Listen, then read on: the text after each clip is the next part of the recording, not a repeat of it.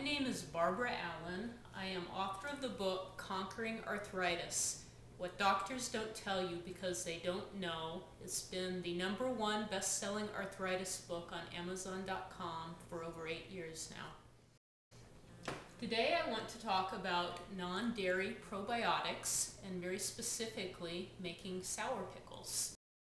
And the reason non-dairy probiotics are important for healing rheumatoid arthritis and other types of arthritis are because they provide a healthy gut bacteria that helps normalize everything in the body, including inflammation. So it's very anti-inflammatory and healing to have the proper bacteria in your gut. And this is a very delicious way to make your own. You don't have to worry about what manufacturers may have put in your food. So I have cut up I've cut up 7 cucumbers. This is the 8th one.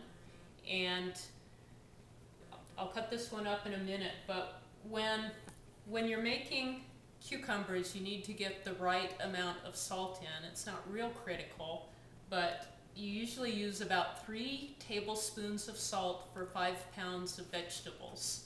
It doesn't matter whether it's cucumbers or cabbage or some other vegetable that you're fermenting. And I figured this is about 4 pounds of cucumbers. And the way I figured that is I had a 5-pound bag of sugar. No, I don't have sugar very often myself, but I have hummingbirds that I like to feed, so that's why I have sugar around. So before I started, I just held the cucumbers in one hand and the sugar in the other and guesstimated the weight.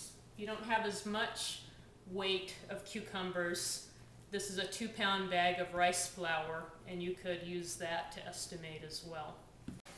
Why I've peeled this cucumber is I bought this from the store and it has a waxy coating on it, and I don't want to eat the wax. I don't think the wax is healthy. But if you grow your own cucumbers, or you're able to buy organic, or you have another source of non-wax cucumbers, perhaps a farmer's market, then there's no reason to peel the cucumber. The peel itself is very healthy. So what we do first is chop up our cucumbers so that they're in whatever shape we want the pickle to be in. So I've just made slices on mine. And this will allow the most surface area for the bacteria to ferment. So it will be a much quicker, more surefire method than if I left the cucumbers whole. If you're using canning methods and lots of heat, then you don't have to cut your cucumbers up like this.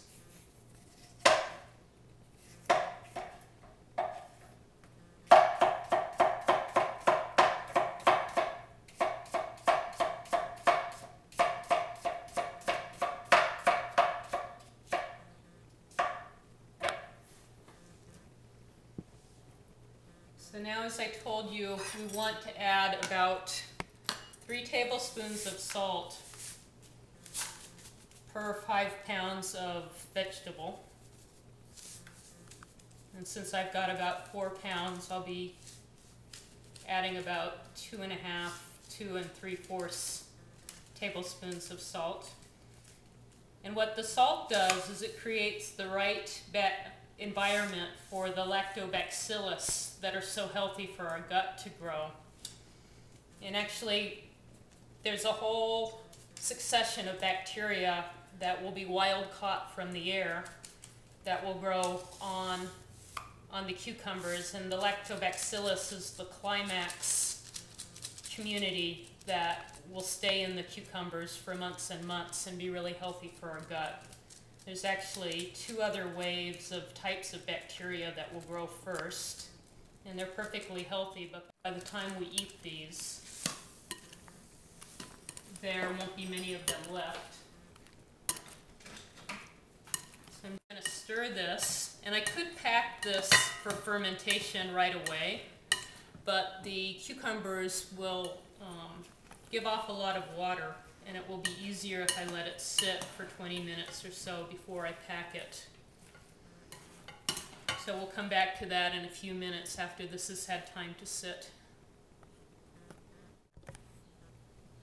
Hi, Barbara Allan here.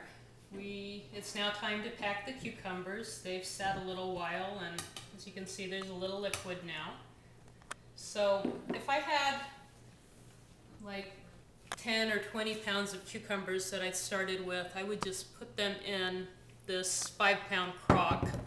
Even though I don't have, 5-gallon crock, but even though I don't have a whole bunch, it's still very convenient. I put a plate in, and then I would fill up a canning jar of water for a weight, and then I would let that be my weight. So what's important when you're packing something to ferment is that you have a way to get the bubbles out. As the bacteria make more bacteria and they ferment the cucumbers, gases will be given off. And you want to keep the environment anaerobic, meaning that there's not oxygen there, so you want the bubbles to bubble to the surface. So if you had these packed in a crock, you'd have weight on the plate, and that would keep pushing the bubbles out as they formed. And I like to keep the crock in my kitchen and just once or twice a day push down on top of my weight, and it's really fun to watch the bubbles come up, and it makes it ferment faster and better too. But since I don't have enough really for the crock, I'm going to use a 1-quart mason jar, and I like to use the wide mouth.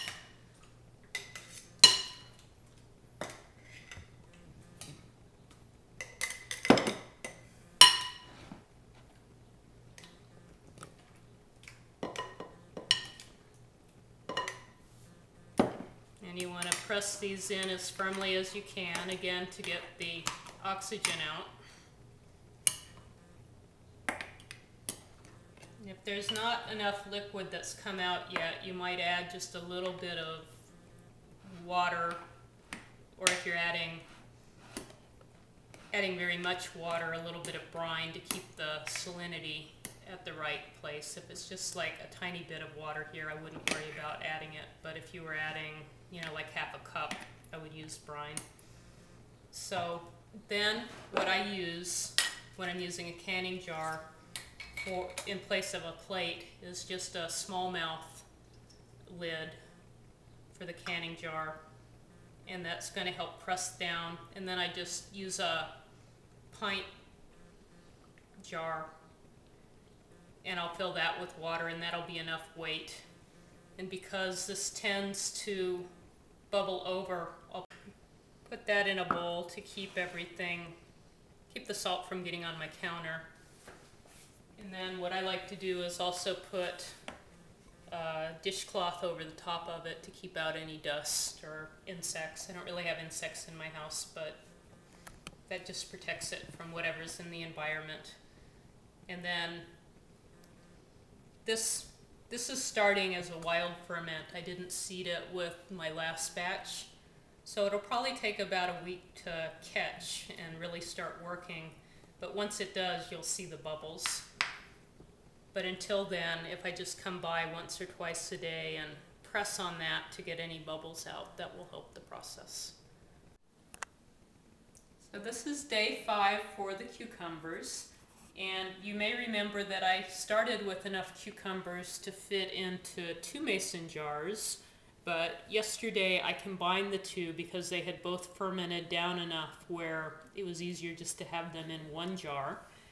One of the 2 ferments, I thought it would take about a week for them to get started.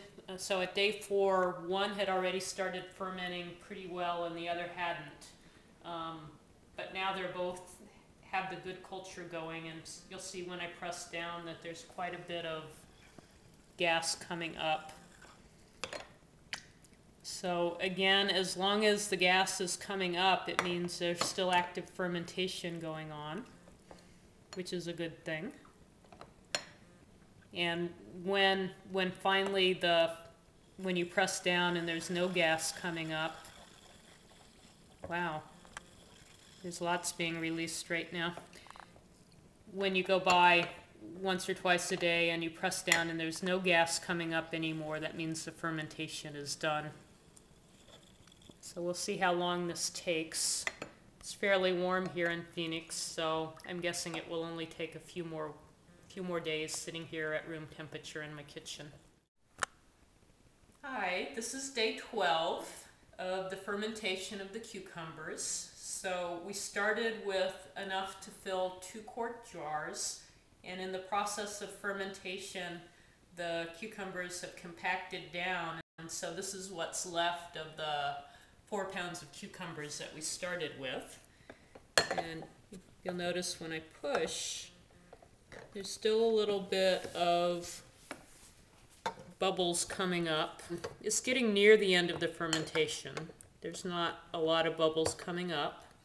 And when I taste the cucumbers, there's a nice sour taste as well as just salty. So that's another hint that they're delicious. It's really a nice tangy sour taste from the lactobacillus. So anyway, that's another hint that this is almost done. So this is day 12.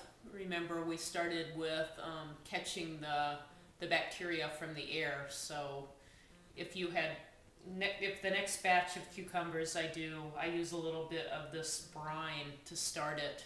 It'll start right off on day 1 with the fermentation. This took about a week to really get going. Yeah, well, more like about 4 or 5 days. So anyway, they're delicious, and when I'm done with them, I'll just put a lid loosely on and keep it in the fridge and eat my pickles as feels like a good thing